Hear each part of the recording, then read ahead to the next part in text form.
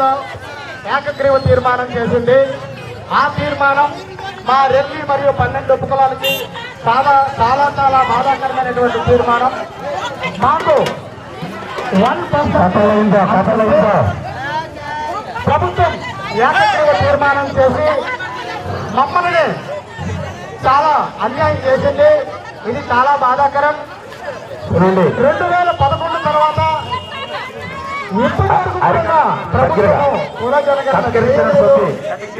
కనీసం ప్రభుత్వం దగ్గర ఏ రేషియోలో వర్గీకరణ చేశారనేది వివరించలేదు.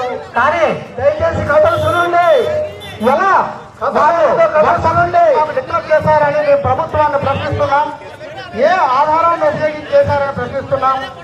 ఇప్పటి వరకు కూడా కనీసం జనగణన జరగలేదు. ప్రభుత్వం వారు ఇచ్చినటువంటి మాటను కార్తీక మీడియాకు స్వాగతం. ఈ రోజు మనతో వీరఘట్టం రెల్లి కులస్తులు ఈ రోజు ధర్నా చేయడం చేస్తాండ్రు, ర్యాలీ చేస్తాండ్రు. అలాగే అడిగేసి మనం తెలుసుకున్నాం ఉన్న విషయాలు అడిగేసి తెలుసుకుంటాం. దేవురావు గారు మనతో ఉన్నారు, అతనితో మాట్లాడి మనం తెలుసుకున్నాం ఉన్న విషయాలు. సార్ ఏంటి ర్యాలీకి ముఖ్య ఉద్దేశం ఏంటి సార్? ఈ రోజు మేము ర్యాలీ చేయడానికి ముఖ్య కారణం ఏంటంటే ప్రభుత్వం వారు ఎస్సీ రిజర్వేషన్ వర్గీకరణ విషయంలో మాకు 1% అని చెప్పి తీరని అన్యాయం అనేది చేశారు.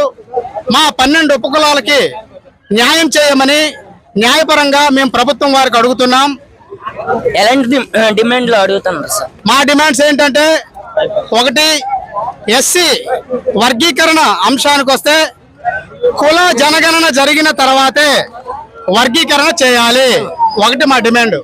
రెండోది, ఒకవేళ ప్రభుత్వం వారు కుల జనగణన జరిపిన తర్వాత వర్గీకరణ చేసినట్టయితే ఆ వర్గీకరణను జిల్లాని యూనిట్ గా పరిగణలోకి తీసుకొని వర్గీకరణ చేయాలని మేము కోరుచున్నాము.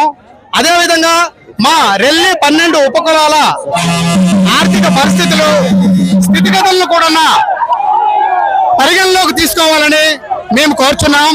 ఎందుకంటే ప్రస్తుతం ప్రభుత్వము మొన్న ఎస్సీ వర్గీకరణ విషయము అంశం 1% తాత్కాలిక రిజర్వేషన్ అని ప్రకటించింది. అయినా అది మాకు తీరని అన్యాయము.